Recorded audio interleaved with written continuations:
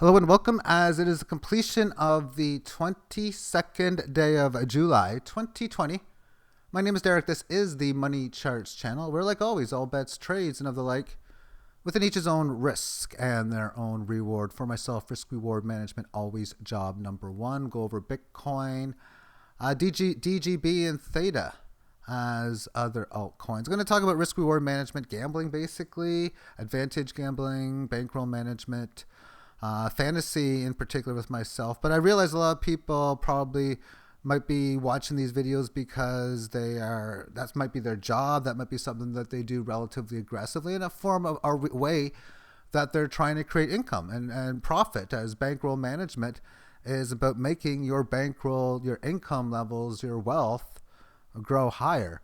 And in the form of gambling, which is basically, when you look at it by definition, that of taking a risk, something of uncertainty, and understanding that uncertainty is defined as something not equal to 0 or 100% likely in happening. And in life, that's practically everything. You're forced to gamble in life. And, well, when you look at gambling, a lot of the times it's focused as like a bad word, and it's negative, like you lose. And then there's terms like advantage gambling or advantage gambler, as it's been called. I would be one of them. Those whom put out wagers and actually are expected and usually win in the long-term time frame. And market trading is most certainly one of those games. Yeah, keyword games, in which you can use and play to have a profit. So how you decide, or whichever to make profits, which vehicles that you use, which methodology. I like methodology. Methodology is a word. But replace the E with the A for methodology. Well, just because I'm a math guy more than anything. But what method are you using? What's your metagame? And how does your metagame make sense? And then go execute it and then maximize your profits. Understand your weaknesses, things that you can improve on as you continue playing. In game theory, one of the biggest advantages, and this is for any form of game theory, understanding your strengths and maximizing them. And then understanding your weaknesses and minimizing them.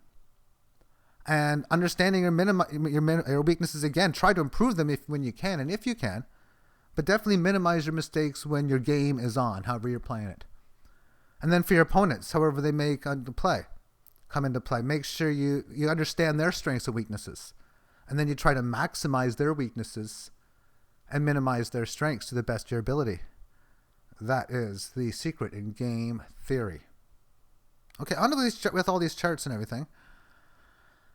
And amongst this triple day chart, I'm going to use it on the tether because a lot of wicked weird stuff is happening on the short-term time frame. But as it goes, I mean, these lows were well below here, of course. I got into Bitcoin at $1,000 per coin, gets up to 20.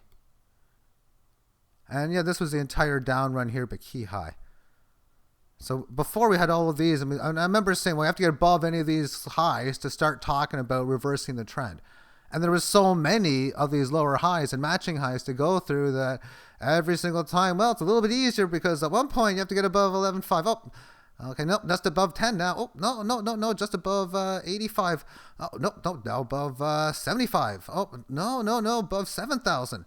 Whoa, look at this move. Okay, this is... I guess I have to settle, and then when you're down here, I have to settle some sort of level. But yeah, if you get above 7, that's still good. Oh, you got above 7, that's still good. Okay, so now that you get above 7, we've already hit a bunch of these highs here. So it's all going to come collectively down to this one and to establish a level established here at around 12,013.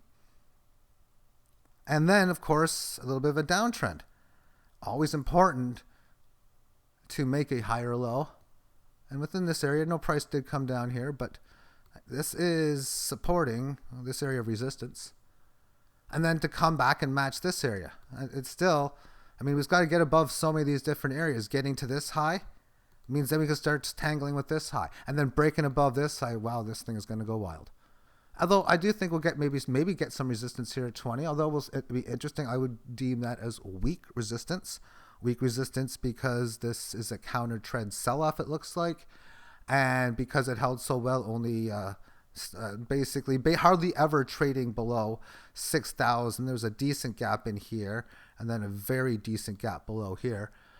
That the likelihood that it could just be in a bullish spot moving forward, I think is fantastic. But when it happens and all this, well, and it's been extremely slow lately. This is a triple day time frame going back a little bit, but you can see in here just doing a whole bunch of this little nothing. If we expand it to the daily, I mean, this is microscopic volatility. However, within it, it's managed to get outside the 18 average of highs.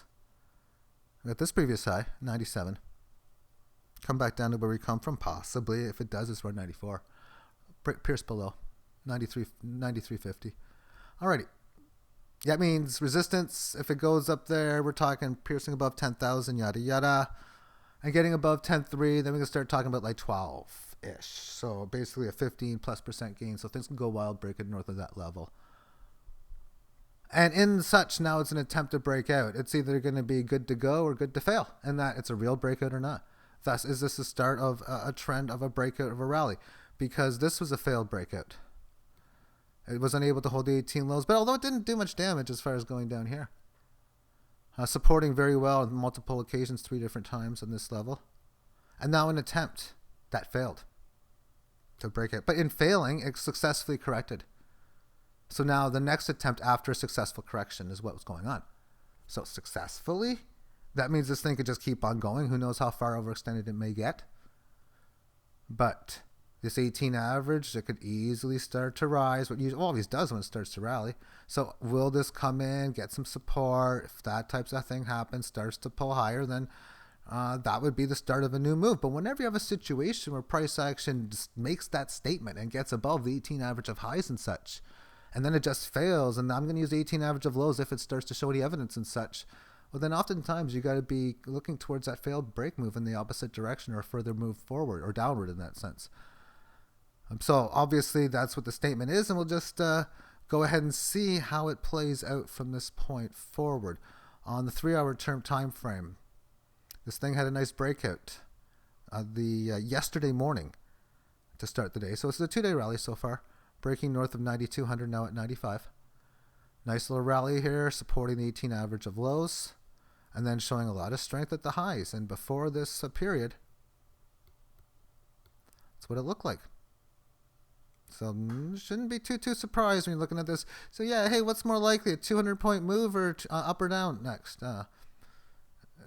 Self-fulfilling prophecy, whatever. It just means more times than not, you're going to probably run into a huge advantage there. How about before this move? Here's a situation where you have a humongous up move at 3 o'clock in the morning yesterday. And then what does it do? Or the day before, rather. It establishes resistance yesterday morning, which is basically a day and a half ago now. And it does so at 94.40. And in such, it corrects a little bit. First wave of sellers come in, and those are normal to happen. You got people who are short-term trading, getting their big game play. Now big game players making their big game sale. And then you got people who've just been waiting. Oh man, if this thing could just get back, intermediate traders or what have you. If this thing gets above 93 or whatever, I'm just going to make a sale if it gets like 94. And they see, oh, it's there. Their alerts come in and then they sell. So you get the early waves. And then it reacts relatively well. But then you get this wave lower. And after the buyers come in here, sellers don't. After it just stays within this. You get a statement move at 1300 hours today, 1 p.m. Eastern. And then after such, it just continues to show strength amongst the 18 average of highs. Self-fulfilling prophecy again. Well, it's doing fantastic within that next hour. And how is it now going to react to this move? 15-minute term time frame. Well, we only got so much information. Let's just go to the 1 and take a look at it, because this thing broke out at 6:28 p.m. Eastern time. And then like 4, 5, 10, 6, 7 minutes later, it goes up to 94, small little bit of an extra push to 95.42. And has pretty much went sideways ever since. So we've establishing some short-term support, roughly around like 94.85-ish. Resistance, few layers, 95.17, and then the range between 95.30 and 95.43. So if it breaks out, that's the previous level, and if it gets above it, we could see this thing go to like 96 or 97, those other term time frame levels. That would be very much expected. Here you see on the 1 minute, oh, it's breaking above the 1 like this. Is it something that could break out? Well, it's obviously got the potential. I like for a few periods how it's been holding just even on this. But again, this is just 1 minute time frame. I don't want to go over too much on it. Let's go over theta next. And amongst such, it is, this is the price against Bitcoin. Just up and down, just great for trading. So far is holding this newly rising 18 average on the weekly chart. The last time it did it, it didn't succeed as it was in here. So it's doing a little bit better so far. It's still got a long ways to go. You got to get this 3,000, north of 3,000 level is huge. And we'll see even more so when we look at this on shorter term time frames. And even if it doesn't succeed upon this, the monthly chart, we got the 18 average of lows starting to rise in this point. The key must hold area for the super long term is about 1,500 Satoshi when it comes down to it. But generally speaking, I just love the up and down chopping movements that they have on the daily chart. This is, it's been very, very interesting along the way within these key levels because it first supports the 3,000 key level on the day after the high. And then it pauses it the day after, then it breaks it the day after, furthermore action the day after that. It takes a few days. The next day it resists the level, then a few days later it does so again. So as it's doing this is telling me that it's going to go down and this number is overstated. It's actually I think 1,800 high change. And it usually appears as extra on top of that as well. So I'd be looking at 1,800 or so for this to go to, and it's not even been close to doing it as of yet. And one of the things about markets is always adjusting the message of the market, and baby, it's making me adjust to this big time right now. However, it still hasn't been able to reestablish an uptrend, but that's what we're going to be looking at here as we go forward. So it just continues going sideways. It's basically, you can call it a 50% retracement. Not a Fibonacci retracement of 50%, but a 50% retracement. For those who say that Fibonacci is 50%. I don't know how 50%. See, 61.8%, 38.2, 76.4, 161.8, 261.8, 423.6, I think it is, 685%. I can give a whole bunch of those numbers, and I already did. I can go through the golden ratio of the 61.8033998, I think it is, Fibonacci number, which is basically the golden ratio. And that's why it's calculated on the Fibonacci number of, that's just the level, 61.8. See, the 38.2, that's 61.8 to the power of 2. The 38.2, well, that's to the power of 3. The 23.6 is to the power of 3. And so on and so forth. But anyway, it's just interesting how these just keep on working over and over, pretty much the same way, back and forth. It's just, I get amazed by it over and over. I can't understand why. But it's just that they do. Especially on the Pierce Extras on the moves. But anyway, as it goes, it probably looks, I think it does look better on the 8-hour term time frame because I've already looked at this beforehand. Yeah, so here you can see that we have this resistance hit, come back down. Resistance hit, come back down. And now it's broke down below the support.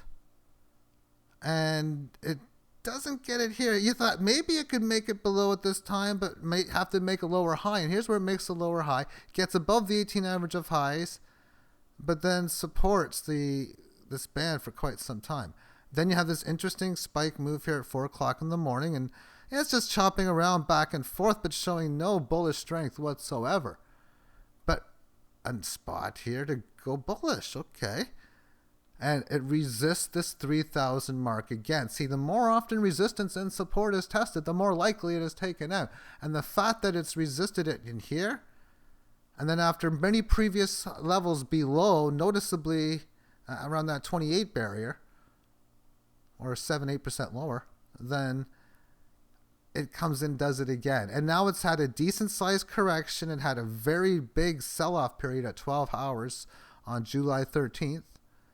And has reacted not bearishly ever since. Yeah, a little bit here, but you have a nice little up move that matches this high here, and then higher lows this low, and now we see it attempting to get by this high over just the last little bit. So this is showing some interesting signals. And if we go very short term to the single hour term, here's a situation where you've got a retracement that's successful from this low to this high, because we can see that's about a 61.8-ish% retracement. Probably a bit more because it always pierces extra, and it is a bit more, I can tell by looking at it. And then it retraces from this low to this high and gets most of it back. That's like an 85% retracement. Correcting so far within the 18, and now we've had a wild sell figure the period before. And whenever you get that, if that's something that oftentimes on a bullish level you might want to look for to have first, because when you see something like this that gets on a fail sign, that's when you know a breakout run could come into play. If I can get a bullish signal after something like this comes into play, but that bullish signal would still have to come. And then if you see weakness from this follow through, and of course you'd have to maybe shorten out the time frame, when did the selling come in, and all that type of stuff. You can see just short term there's a big rally. It's been successfully supporting the 26.59. So here's a spot where it sold off down here at like 18.28, and I have to think so far it's been a successful like how it's done this over the last few periods. So things look pretty decent moving forward, but it's still got to get above that 3,000 level. If it does, a concise move to 4,000 would probably come into play, and it's going to really come down to this long-term time frame here. You see that it makes a move to 4,000 and even probably even pierce above to like 45, 46. Then you got a whole whack of things that can come in. Big volatility is going to be the underlying event. And yeah, you could be making this resistance or breaking it. You could be lower highing it, having a failed rally from a move, then we come back again. So many different possibilities that can come into play. But as it goes forward right now, definitely something I think that has a potential over the next little while, just based on the daily time frame. And DGB's got an interesting setup too. I want to go over that one. And on its daily term, it had that big rally. I mean, beforehand, this thing was getting its ass kicked. It was just like all the altcoins, just from this high, like just kerplunk, lower highs, lower lows. And you can get a little bit of trades here and there, go for like 2.25 to like 400. Nothing too fantastic overall. And even in here, less fantastic, going from 75 to like 90, and then down to like 50 or so and change 60, and then all of a sudden getting some of it back. So overall, it can go. This could be a lower high rally or lower high rally counter down bear market move, and it goes lower. And it also means if this goes high, then it's pretty low right now at the price point of under 300 Satoshi, meaning it's been to 600 several times, and it has been to 2,500 Satoshi against Bitcoin. As far as the short-term now situation, we are seeing consistent higher lows within this market, albeit short-term. We can see working amongst the 18 average of highs, then working near the lows, and more of a sideways move. But we had this little uptrend from this low to this high. Overall, it's been holding this move fantastic. I think if you start to see it hold and stay around 240, 250, that's just an amazing setup. But it's wild at that point where this thing could just go fly high, skirt crazy. Because if this thing starts breaking north, 268, 275, 280 Satoshi, then you're going to see this probably hit like 400 really fast. 380 is a key Fibonacci point. What I was going to do, won't happen anymore, is if this thing was going to get to like 380, break to 400, I was just going to sell all the DGB that I had and then hope for better retracement back. But that's, of course, if it did it pretty much instant, and because of this long correction, I'm just going to keep selling it like normal. Because for myself, it's just trade the coins here and there. Not much has been going on for me as far as trading is concerned, because for me, as an advantage player, it's been that of betting on fantasy sports. And baseball's coming back, hockey's coming back. So magnificent as the amount of volume that I get in per day now, it could easily be 6, 7, 8 times larger, as there's just going to be more games available in the span of when the games come into play. All these different there's a lot of these situations, because of the delay, actually can work in my favor, which I think is magnificent. Now, to me, I believe it's a game, because I'm pretty much a rookie at dominating in it, but it's relatively easy to do in the sense of, if you know what you're doing. I mean, I almost have to say, I do have to be a genius, I guess, but As far as understanding the meta games that actually work, that are going to make money, mathematically why it works, which is something that I could explain. I'm not going to, but well, we explain it because you got the advantage in play and stuff, and then just understanding. The more you know about sports, the better that it is. Like baseball is coming back. I'm going to show you an idea of just how the game can look on here. This is a thing of how it might look like on the screen for the lineups that you own or how you're playing. And they have a classic game where you play 2 pitchers, a catcher, a first base, second base, third base, shortstop, and 3 outfielders. And I just put in a quick lineup to begin. And I'm going to be making my lineups Thursday, but there's 259 entries. Anywhere from a dime, pretty much all of them at a dime, to, well, it's all about winning in the promos level and how to try to maximize your bankroll on so many levels. It's actually pretty easy to do on the site. I mean, they got a game here where it's like $3 buy-in. You can put 3 different entries in, so it costs you $9, and everyone gets paid at least $3 per entry, so you can't lose. So, I mean, that's 3 of the 259, but a lot of them, there's ways of they give you points for how many home runs and strikeouts you get, which is this, and there's strategies on how to win this game and how you stack your lineups as well. But it means that I'm going to have to go through this, and this is going to have to get narrowed down to like. And it's probably going to go up to over 300 by the time because I'll be buying new games that get added. So let's go from like 320 maybe to like 160 and 160, then 80, 80, 80, 80, and I'll just keep making new lines. I believe the most profitable games, though, are the Showdown. As the tiers, I believe, are extremely profitable. And these are where the bigger stakes are going to come into play. This is where I can play triple figures per game every time is what I want to do. My goal is to be able to play 4 figures every single time. 4 or 5, 6,000 if they'll let me do it. Whatever the maximum stake is if it's less.